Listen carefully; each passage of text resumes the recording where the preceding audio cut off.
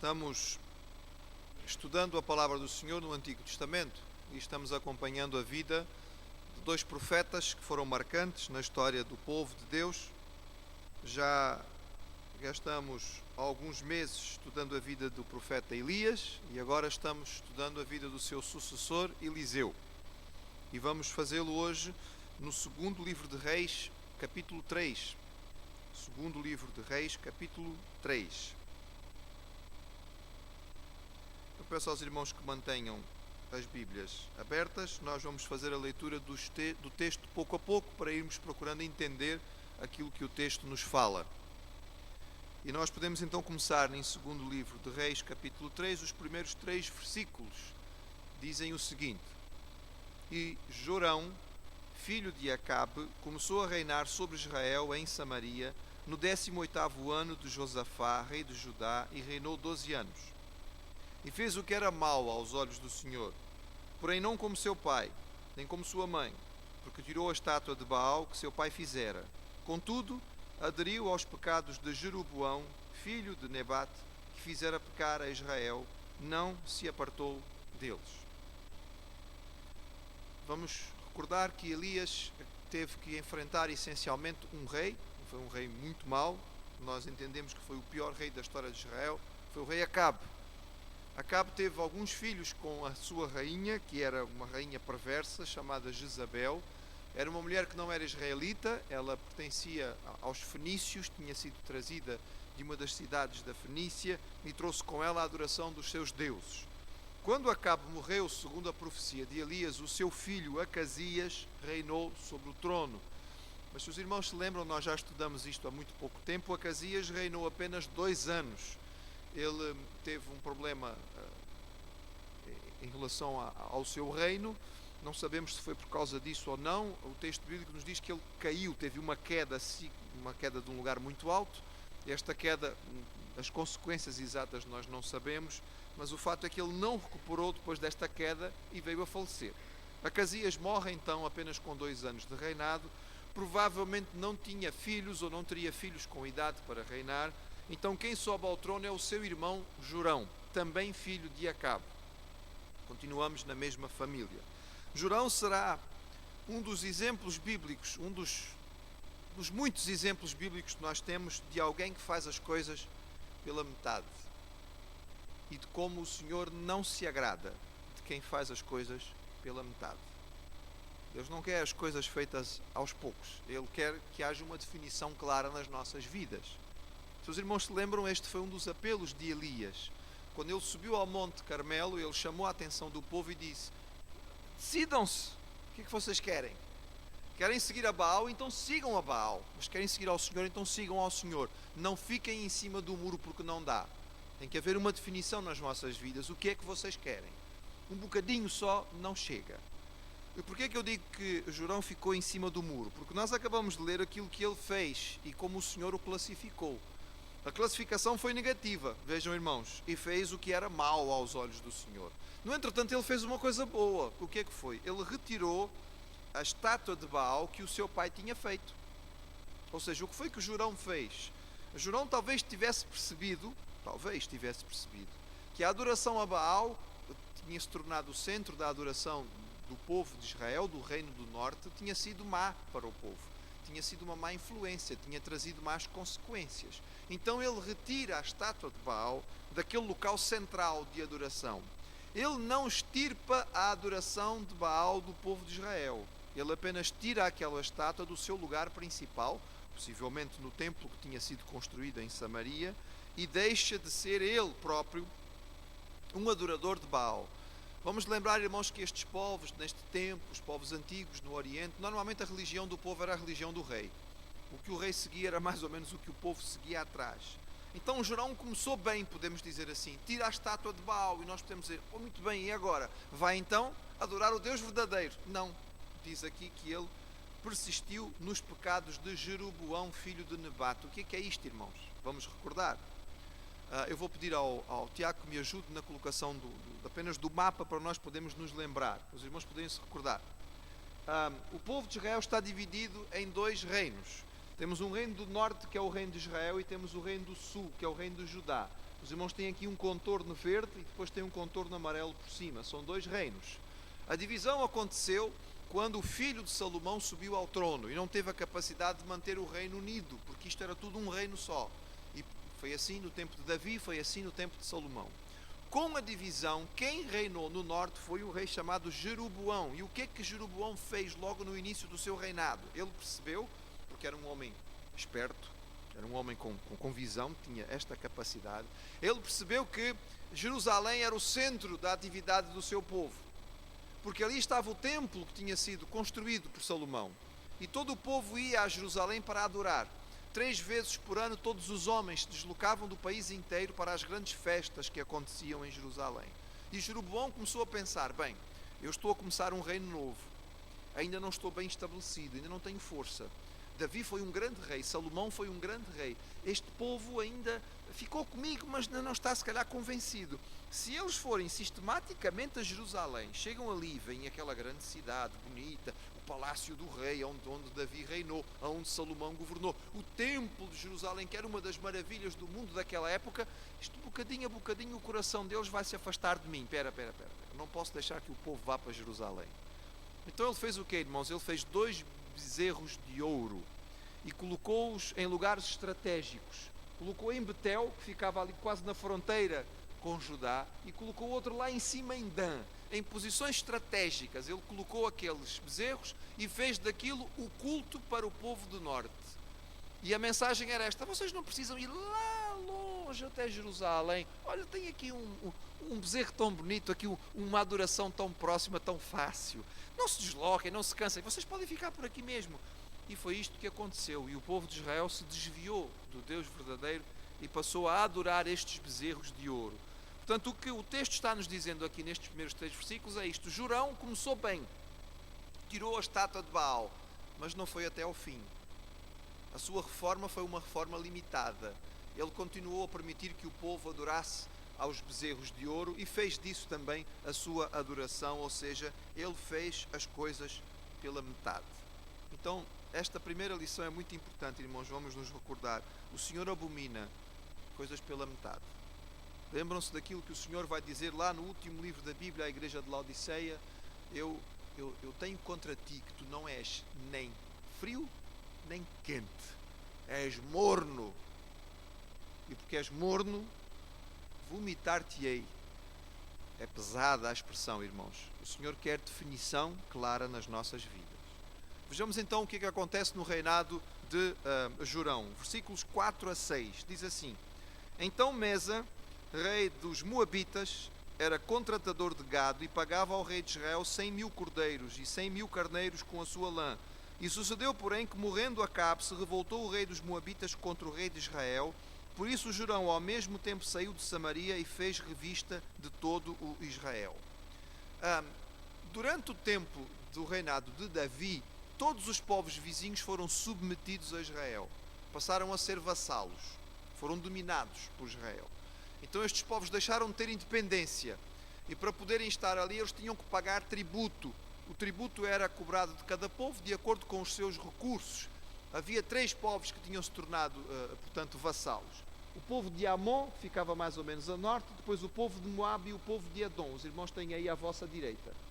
Quando houve a divisão dos reinos, também houve a divisão dos vassalos, digamos assim. Moabe ficou como vassalo do reino do norte, de Israel, e Edom ficou como vassalo do reino do sul, Edom. Os moabitas, quando perceberam a morte de Acabe, acharam: opa, boa oportunidade, estão sem rei. O rei morreu, o rei forte morreu, então vamos nos revoltar. E esta foi a informação que fez com que Acasias acabasse por morrer. Lembram-se, irmãos? O texto diz que Acasias ouviu esta informação e talvez isto é que o transtornou de tal maneira que ele caiu lá da varanda da casa e depois não recuperou mais. Ou seja, tinham-se passado talvez 3 anos desde que isto aconteceu. Os moabitas tinham decretado a sua independência, não pagavam mais tributo, não mandavam mais as ovelhas e a lã que tinham contratado com os reis de Israel para mandar, e Jorão tinha que fazer alguma coisa. Ou ele toma uma posição de força, ou ele perde este reino vassalo e com isto perde a sua influência na região. Ele faz o quê? ele faz uma revista das suas tropas. Ele convoca as tropas de Israel, não é? É o que diz aí no versículo 6, e faz uma revista. Onde é que estão os meus exércitos? E depois de fazer a revista às tropas, ele chega a uma conclusão. Este meu exército não é suficientemente grande para este desafio. Eu preciso de mais forças. Então vejam a seguir o que ele faz. Verso 7 até o 9. E foi e enviou a Josafá, rei de Judá, dizendo: o rei dos Moabitas se revoltou contra mim. Irás tu comigo à guerra contra os Moabitas? E disse ele: subirei, e eu serei como tu, o meu povo como o teu povo, os meus cavalos como os teus cavalos. E ele disse: por que caminho subiremos então? Disse ele: pelo caminho do deserto de Edom. E partiu o rei de Israel, e o rei de Judá, e o rei de Edom, e andaram rodeando como uma marcha de 7 dias, e o exército e o gado que os seguia não tinham água. Jeosafá era rei do reino do sul, reino de Judá, era rei em Jerusalém. Ele é da família de Davi, certo? E Josafá, nós lemos que foi um bom rei. Foi um rei que fez as coisas corretas. Ele extirpou a idolatria do seu país e fez com que o povo adorasse o Deus verdadeiro. O erro de Josafá esteve em acreditar, possivelmente, que ele poderia estreitar os laços com o reino do norte e talvez reunificar a nação. E ele faz isso através de casamentos. E ele escolhe mal, porque ele vai buscar a filha de Acabe, filha de Jezabel, chamada Atália, para se casar com o seu filho.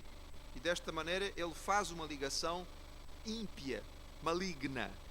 Irmãos, não é por acaso que a palavra do Senhor muitas vezes nos chama a atenção que não deve haver casamento entre o justo e o injusto. Não há casamento entre luz e trevas. Quantas e quantas vezes nós somos confrontados com isto na igreja? E a palavra é muito clara a respeito deste assunto. Esta mulher, esta jovem, Atália, a princesa, filha de Jezabel, vejam lá quem ela é, vai ser colocada no palácio em Jerusalém. Sabem a conclusão? Os irmãos já leram a história, sabem o que é que vai acontecer, não é? Quando morre Josafá e o seu filho, esta mulher dá um golpe de estado, mata toda a geração de Davi e só escapa porque era um bebé e é escondido no templo. O sumo sacerdote esconde o bebé Joás. E passados anos de governo de Atália, Atália governa como ditadora, como rainha, não é suprema, uma mulher que nem sequer israelita era, sobre o reino de Judá, no trono de Davi. Portanto, vejamos as consequências. Infelizmente, Josafá fez esta união. E ele já tinha ido à guerra junto com Acabe. Tinha dado muito mal. Se os irmãos lerem a história, que está no último capítulo do livro de 1 de Reis, Josafá quase morre nessa batalha, mas Deus o protege, e Acabe é que acaba por morrer. Mas então agora, o Jorão faz a mesma coisa que o seu pai tinha feito, pergunta a Josafá: ouve lá, podemos juntar forças? Os moabitas se levantaram contra mim. Então ele diz: sim senhor, vamos fazê-lo, vou contigo à guerra, nós somos família, afinal de contas eu sou pai da princesa que casou com o teu irmão, portanto estamos aqui, podemos caminhar. E eles então decidem atacar o reino de Moabe pelo sul, pelo caminho de Edom. Os irmãos virem aqui, havia duas possibilidades: ou iam pelo norte, diretamente da fronteira de Israel, ou vinham aqui pelo sul e passavam por Edom. Porquê que eles escolhem ir pelo sul? O caminho do sul era o caminho mais difícil. O caminho do sul era o caminho desértico. O caminho do sul era um caminho protegido por montanhas. Moabe estava protegido por montanhas. Naturalmente se iria pelo norte. Então há aqui algumas razões para eles terem ido pelo sul. Primeiro, porque provavelmente o rei de Moabe não esperava um ataque pelo sul. Naturalmente os seus inimigos viriam sempre pelo norte, porque eram planícies, era muito mais fácil de atacar.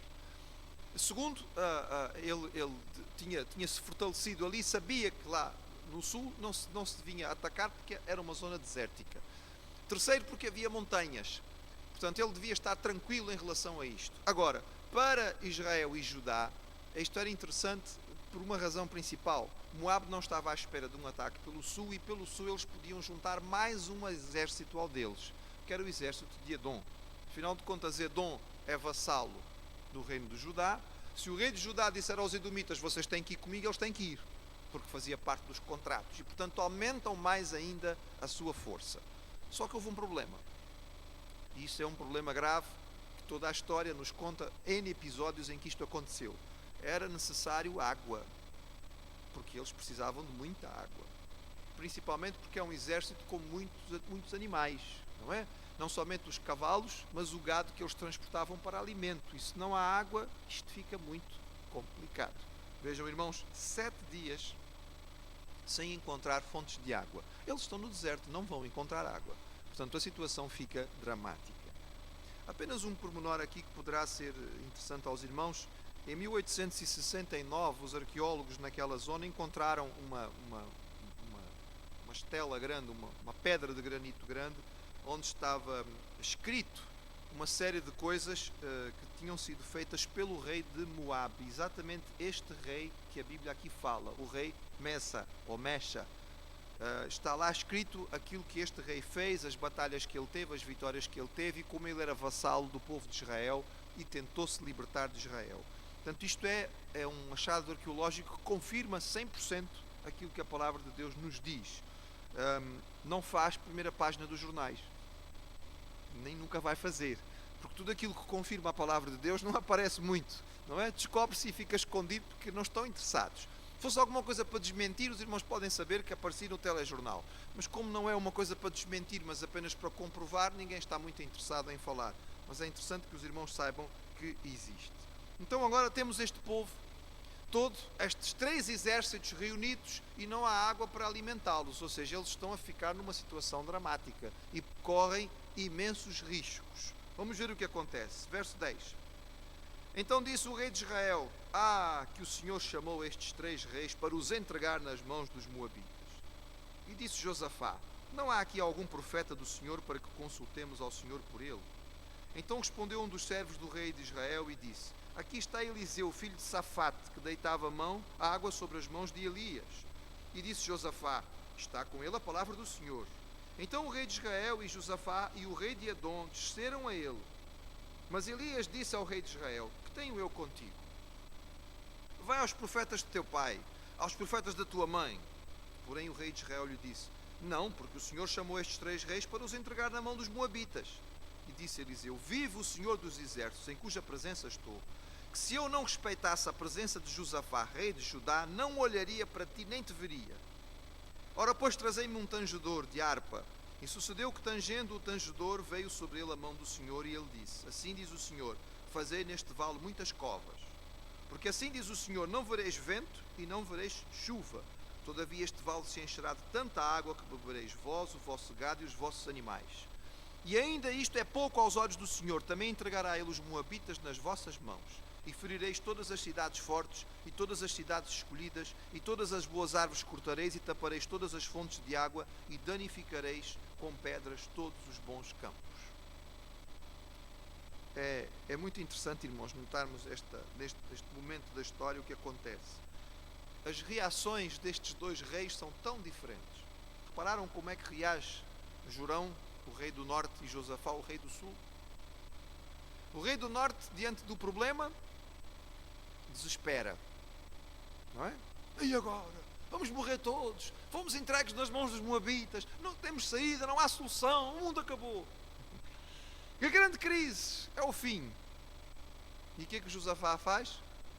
Homem, espera aí um bocadinho, não há aqui nenhum profeta. Vamos perguntar ao Senhor. Já falaste com ele? Já perguntaste ao Senhor o que é que ele tem para dizer sobre esta história?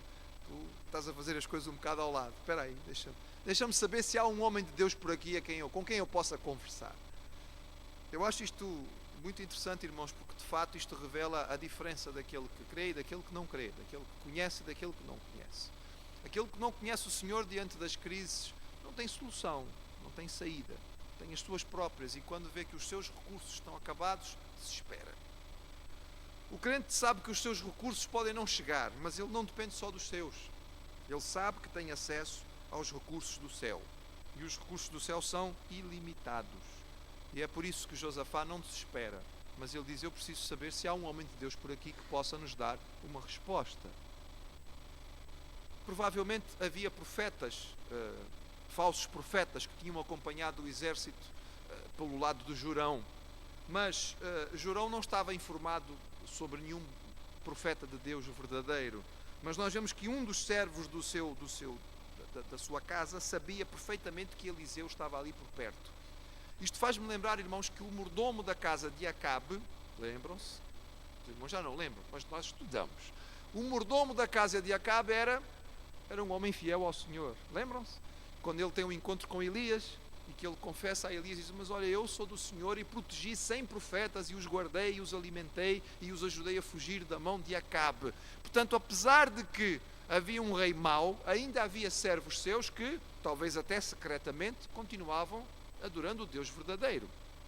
E numa oportunidade destas, este homem é o homem que tem capacidade. Não, mas espera aí, mas há um profeta de Deus aqui por perto.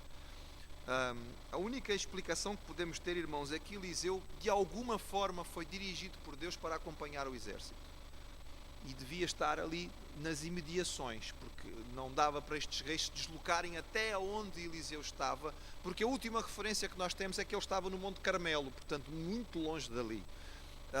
Portanto é muito provável que de alguma forma o Senhor dirigiu Eliseu para que se aproximasse e andasse ali junto destes exércitos, e os 3 reis se deslocam até Eliseu. Os irmãos repararam este pormenor? Eles não convocam Eliseu. São 3 reis, irmãos, não é um só, são 3.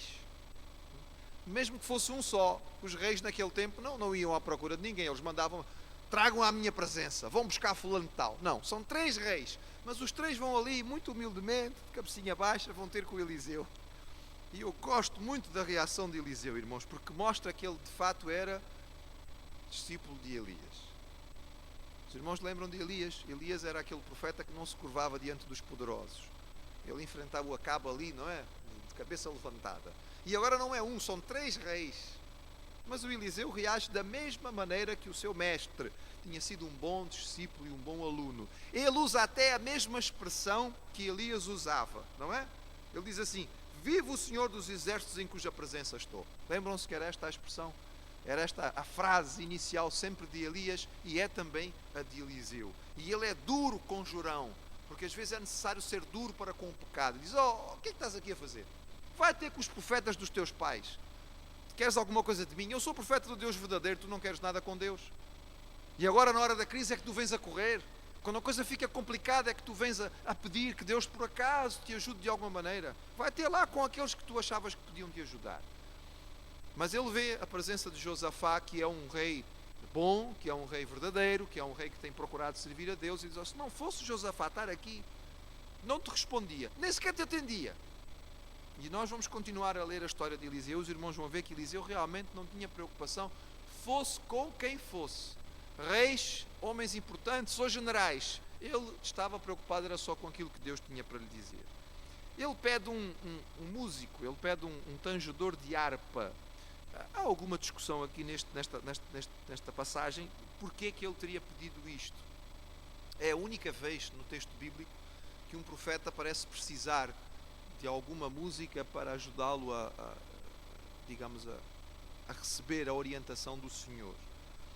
Vamos lembrar, irmãos, que Eliseu, seguindo os passos de Elias, era um homem que buscava isolamento para poder tranquilamente ouvir a voz de Deus.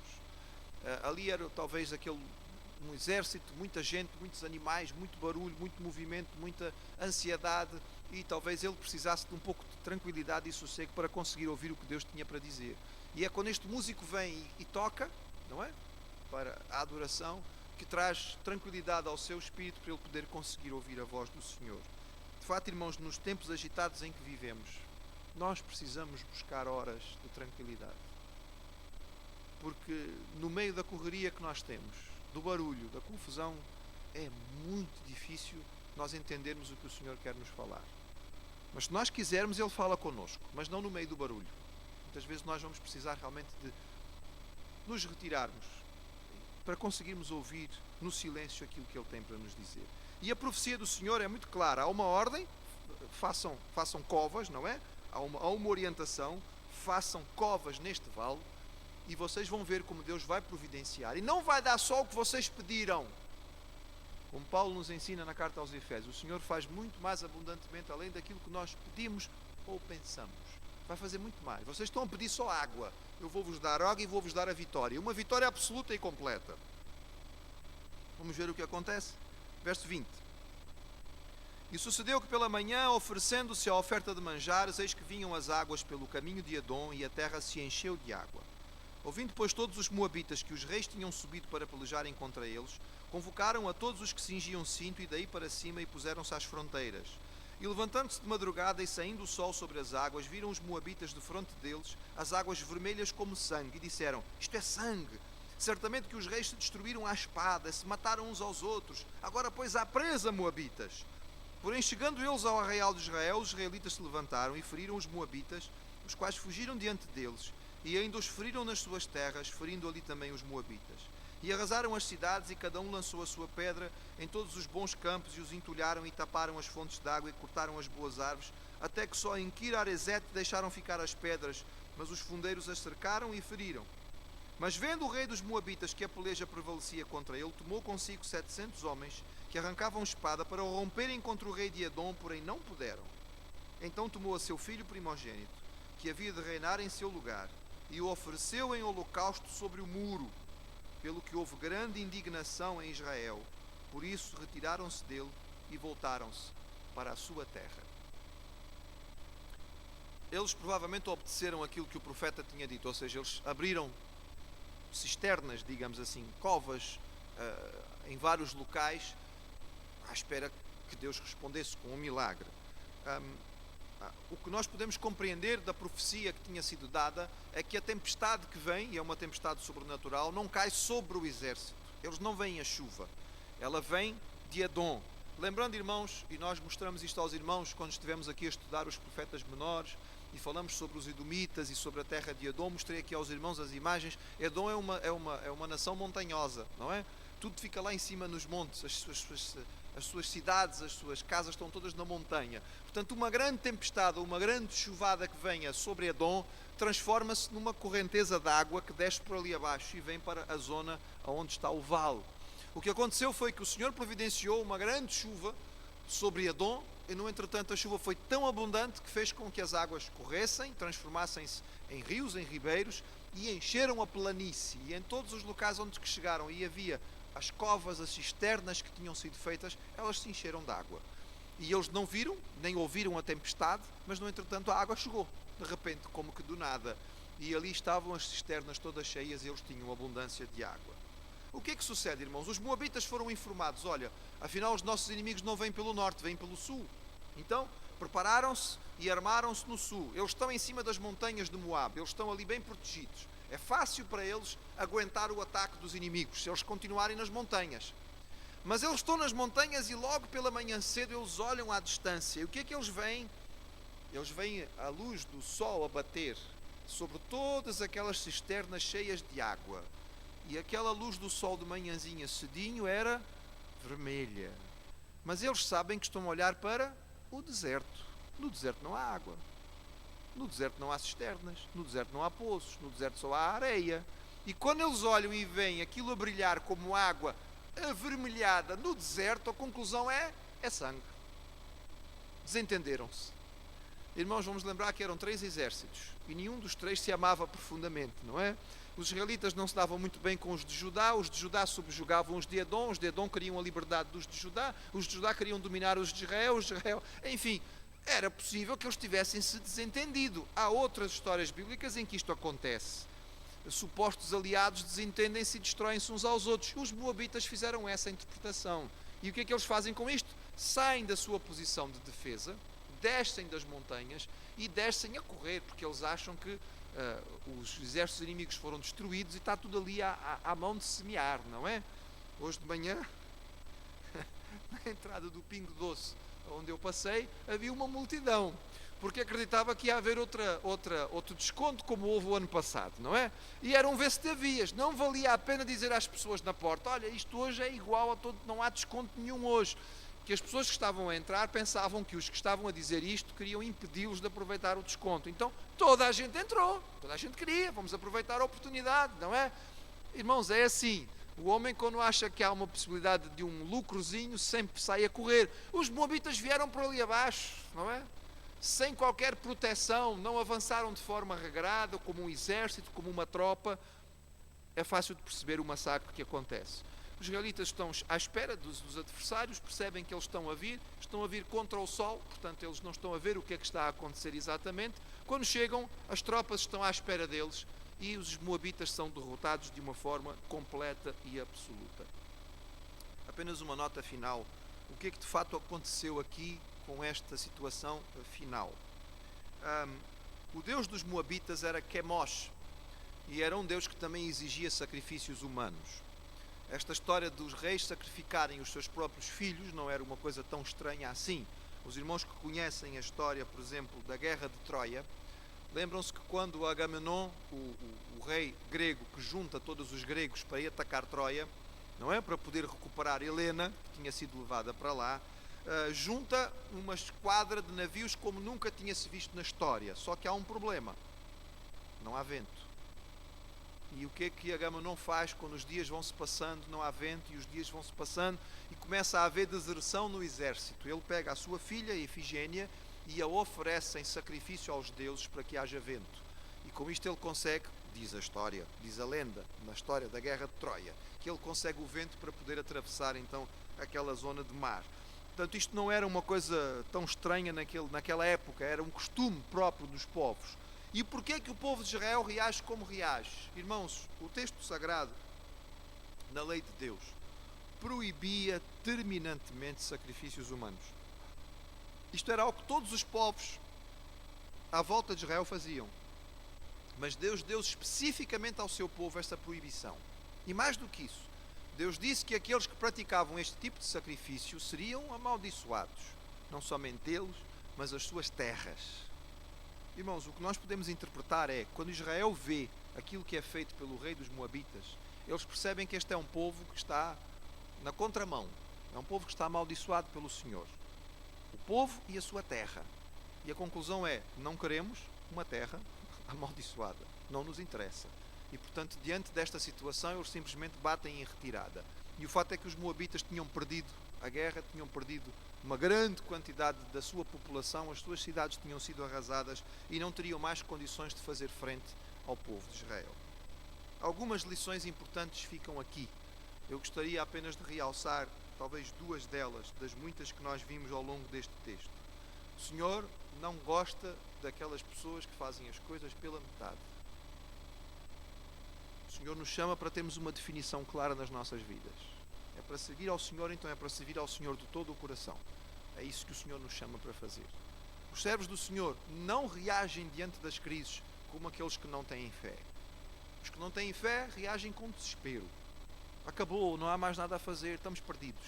Aqueles que são do Senhor sabem que diante de uma situação que parece não ter solução, o Senhor tem todas as soluções. Ele tem tantos recursos que não estão nas nossas mãos. Portanto, diante das crises, buscam o Senhor. A resposta de Josafá: há algum profeta por aqui? Há alguém que possa me dizer qual é o recado do Senhor? Não vou desesperar à toa. Eu quero saber o que Deus tem para me dizer a respeito desta situação. Que seja esta também a nossa reação, não é? Diante das situações, porque todos nós vamos enfrentar, como já enfrentamos, e vamos continuar nesta vida enfrentando situações, problemas, dificuldades, mas que o Senhor nos dê esta capacidade de reagir com a confiança daqueles que andam com Deus.